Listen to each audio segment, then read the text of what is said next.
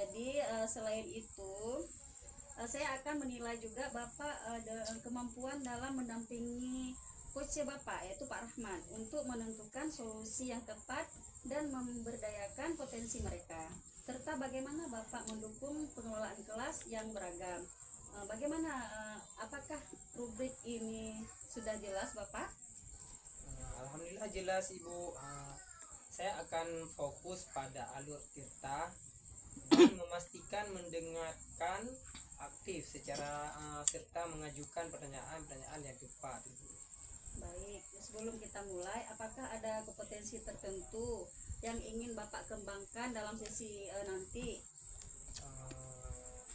Saya ingin lebih mengembangkan kemampuan mendengarkan aktif dan mengajukan pertanyaan-pertanyaan yang membantu coach menemukan solusinya sendiri, Bu. Bagus, itu sudah tepat ya Bapak ya. Apakah ada fokus spesifik dari kedua kompetensi ini yang ingin Bapak amati? Saya ingin lebih fokus pada bagaimana saya mengelola pertanyaan berbobot yang bisa menggali permasalahan Pak Rahmat secara mendalam, Ibu. Baik, jadi saya akan fokus nanti mengamati bagaimana Bapak mendengar dengan aktif dan mengajukan pertanyaan yang mendukung diferensiasi dalam pengelolaan kelas ya Pak ya. Betul sekali, Ibu.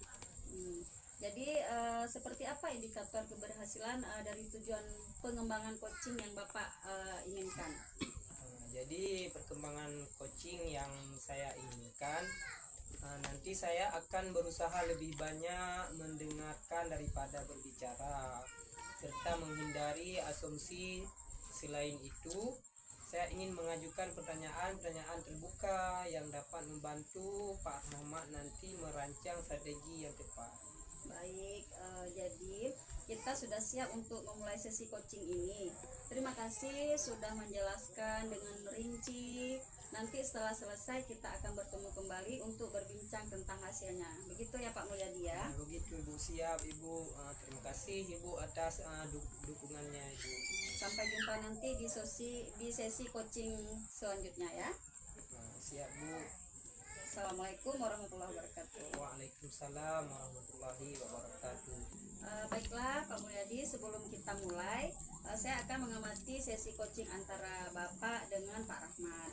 Fokus saya akan mengamati bagaimana Bapak nantinya membantu Pak Rahmat dalam menemukan solusi yang terkait isu yang sedang dihadapi oleh Pak Rahmat di sekolah. Silakan dimulai dengan tanya untuk mengeksplorasi masalahnya. Silakan Pak Mulyadi. Siap Ibu. Baik Bapak Rahmat, apa yang sedang Bapak Rahmat hadapi di sekolah saat ini yang ingin Bapak Rahmat diskusikan dalam sesi ini? Ya baik Pak Mulyadi, akhir-akhir ini saya merasa sangat kesulitan, yaitu saya kewalahan dalam mengelola kelas, mengelola siswa yang memiliki beragam kemampuan. Ada siswa yang tanggapnya lebih cepat dan ada juga yang butuh lebih banyak waktu. Saya merasa disitulah permasalahan saya dan kesulitan saya dalam memberikan perhatian yang cukup terhadap mereka. Oh begitu Pak Rahmat. Itu memang tantangan yang banyak dihadapi guru di kelas Bapak. Bisakah Bapak Rahmat ceritakan lebih spesifik situasi seperti apa yang paling sering membuat Bapak Rahmat merasa kewalahan di kelas? Nah, di saat itu saya biasanya dalam memberikan tugas kelompok atau tugas-tugas diskusi yang mereka kerjakan. Pada saat itu siswa yang lebih cepat menangkap materi akan sering mendominasi yang lainnya, siswa-siswa yang lainnya. Nah, sementara itu siswa yang lebih tertinggal, mereka merasa tersisihkan di antara kawan-kawannya yang lain, sehingga saya merasa takut kalau saya fokus dengan anak tersebut yang lambat tersebut, siswa yang cepat itu akan merasa bosan dan jenuh di kelas. Nah, disitulah Pak letak permasalahan saya untuk saat ini. Oh begitu. apakah ini sudah lama terjadi Pak atau baru Bapak rasakan akhir-akhir ini? Nah, menurut apa yang saya alami itu, saya merasa itu sudah cukup lama, Pak. Tapi di akhir-akhir sekarang itu sudah lebih terasa, Pak, karena tuntutan kurikulum dari kurikulum 13 sehingga diterapkan kurikulum Merdeka Belajar. Disitulah semakin kentara sekali terdapat permasalahan, misalnya dalam peralihan kurikulum tersebut, Pak. Oh begitu Pak ya. Sehingga anak-anak itu mengalami kesulitan dari metode belajarnya dan lain-lain sebagainya, Pak. Oh begitu ya Pak Rahmat ya. Jadi jika saya pahami, Bapak Rahmat sedang mencari cara untuk menyeimbangkan perhatian antara siswa yang cepat dan yang lambat, begitu Bapak ya. Iya, benar sekali, Bapak. Agar semua bisa belajar dengan efektif tanpa ada yang merasa tertinggal. Benarkah demikian Bapak? Ya, itu sangat benar, Pak, karena saya di sini ingin semua siswa saya mendapatkan perhatian yang adil, sehingga anak yang belum menemukan strategi yang tepat untuk itu, saya akan menjalankan lebih baik lagi supaya mereka mendapatkan perhatian yang sama. Oh begitu ya Pak ya. Kalau kita refleksikan sedikit ini Bapak, apakah ada momen tertentu di mana Bapak merasa berhasil menangani situasi ini dengan baik Pak? Nah, sebenarnya ada sih Pak, di saat saya membagikan dalam kelompok mereka, ketika mereka membentuk kelompok. Nah, mereka belajar berdasarkan kemampuan mereka, sehingga pada saat itu mungkin akan sedikit membantu, tapi saya tidak selalu bisa melakukannya karena keterbatasan dengan waktu dan materi yang ada. Oh begitu Pak ya. Jadi begini Pak, saat Bapak membagikan kelompok berdasarkan kemampuan siswa, apa yang membuat Bapak merasa itu berhasil?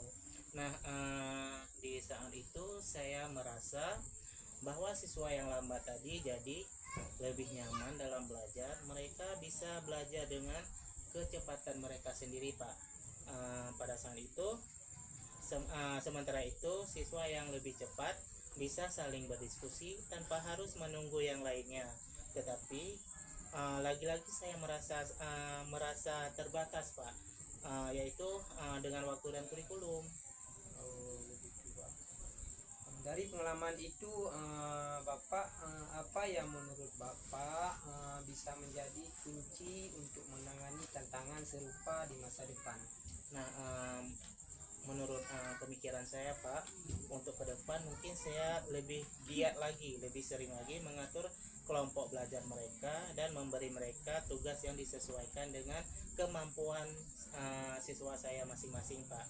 Tapi saya masih merasa saya masih perlu menggunakan strategi-strategi baru atau teknik-teknik baru untuk bisa melakukan di dalam batasan waktu yang ada. Misalkan di saat itu terjadi, saya sesuaikan waktu dengan materi yang saya paparkan ke para peserta didik saya, Pak. Itu Pak.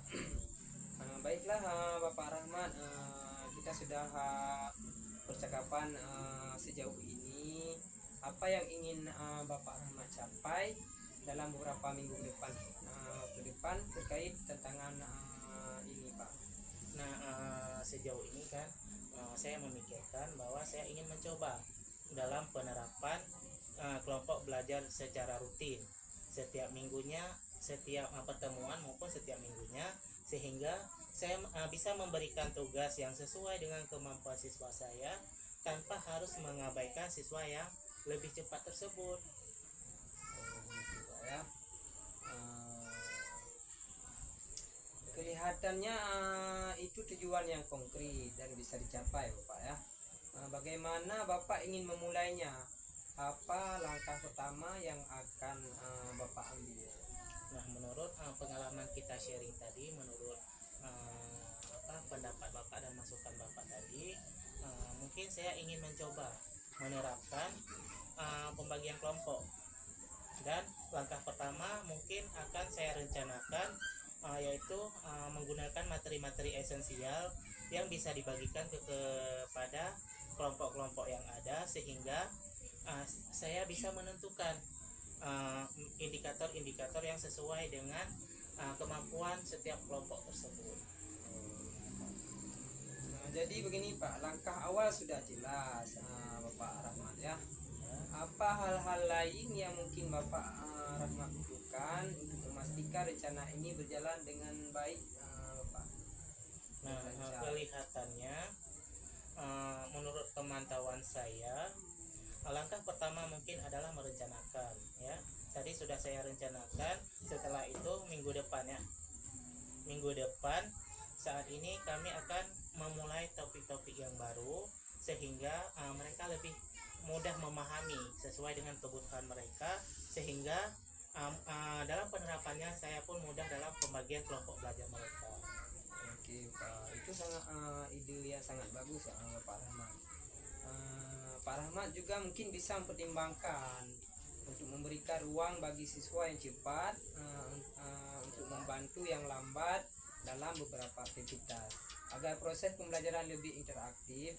Bagaimana menurut Bapak Rahmat?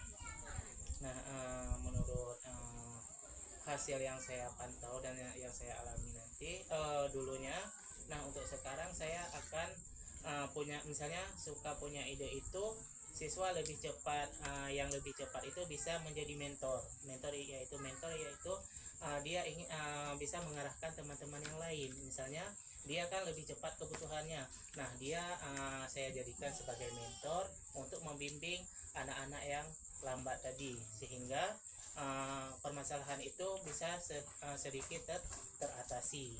Nah, dan dari hubungan tersebut mereka bisa menumbuhkan empati, mereka bisa menumbuhkan hubungan sosial mereka, sehingga mereka bisa menciptakan keakraban antara satu dengan yang lain. Nah, di situ akan bisa kita lihat bagaimana proses tersebut menyatukan mereka yang dulunya mereka dari hal perbedaan mereka jadi masalah. Nah, dengan jadi mentor ini dia akan lebih merangkul kawan-kawannya, dia sebagai pemimpin di dalam kelas tersebut. Oh begitu, itu sangat luar biasa Pak Rahmat. Apakah Bapak Rahmat merasa cukup siap untuk memulai menerapkan strategi ini? Ya Pak, tentu. Kenapa demikian? Karena saya merasakan lebih siap sekarang. Setelah kita melakukan sesi diskusi ini, saya mendapatkan hal-hal yang positif, hal-hal yang membangun saya, menumbuhkan semangat saya untuk bisa memberikan pendidikan ini ke arah yang lebih baik, dan saya pun akan berusaha mengupgrade diri untuk menjadi guru yang lebih baik lagi Pak. Itu Pak. Terima kasih.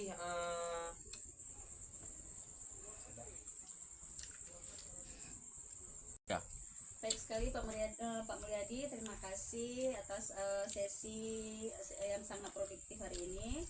Saya melihat Bapak telah membimbing Pak Rahmat dengan baik, terutama dalam mendengarkan aktif dan memberi ruang bagi Pak Rahmat untuk menemukan solusinya sendiri ya. Bagaimana perasaan Bapak setelah melakukan sesi tadi? Jadi perasaan saya sesudah melakukan sesi tadi, saya merasa sangat senang karena Bapak Rahmat sudah menemukan rencana yang bisa Bapak Rahmat terapkan nanti di kelas. Baik, saya juga setuju. Saya melihat Bapak tadi sudah menerapkan teknik bertanya yang berbobot kepada Pak Rahmat dengan baik, dan juga sangat mendukung strategi yang dilakukan oleh Pak Rahmat dalam menetapkan tujuan yang jelas ya. Jika ada suatu hal yang bisa dikembangkan, mungkin Bapak bisa mencoba mengeksplorasi lebih dalam lagi pada tahap refleksi. Secara keseluruhan ini sesi yang sangat menyenangkan dan sangat baik. Terima kasih untuk Pak Mulyadi ya. Sama-sama Ibu. Sampai jumpa lain waktu. Jika ada permasalahan nanti boleh dijumpai saya lagi ya. Siap Bu. Terima kasih atas waktunya. Assalamualaikum warahmatullahi wabarakatuh. Waalaikumsalam warahmatullahi wabarakatuh. Masya Allah sekali, hari ini Pak Mulyadi luar biasa ya coachingnya tadi. Saya senang sekali dengan coaching Bapak tadi. Saya di sini melihat sudah belajar dengan lancar Bapak. Bagaimana perasaan Bapak setelah melakukan coaching tadi Pak? Jadi setelah coaching tadi saya merasa kompetensi yang saya harapkan sudah tercapai Bu. Saya sangat bahagia karena bisa banyak berinteraksi dengan coaching, sehingga semua permasalahan yang dihadapi coaching bisa teratasi Bu. Baik sekali Pak. Saat coaching tadi, jika kita merujuk pada indikator ketercapaian perkembangan yang Bapak harapkan, kira-kira apa saja yang sudah Bapak lakukan dalam proses coaching tadi Pak? Jadi setelah melaksanakan coaching tadi, saya merasa sudah mampu fokus terhadap coaching dengan mendengarkan secara aktif dan mengajukan pertanyaan-pertanyaan sesuai dengan alur tirta. Bagus sekali Pak ya. Berarti Bapak sudah paham ya dengan alur tirta yang sudah kita pelajari selama ini. Baik, jadi sudah tercapai indikator pengembangan yang Bapak harapkan kira-kira? Alhamdulillah, menurut saya sudah tercapai Bu. Alhamdulillah kalau begitu sesi kita ini sudah selesai dan semua permasalahan juga sudah ada solusinya, sudah ada jalan keluarnya. Terima kasih kepada Pak Mulyadi. Lain kali kita bertemu kembali. Assalamualaikum warahmatullahi wabarakatuh. Waalaikumsalam warahmatullahi wabarakatuh. Sampai jumpa lagi Bu minggu depannya. Iya.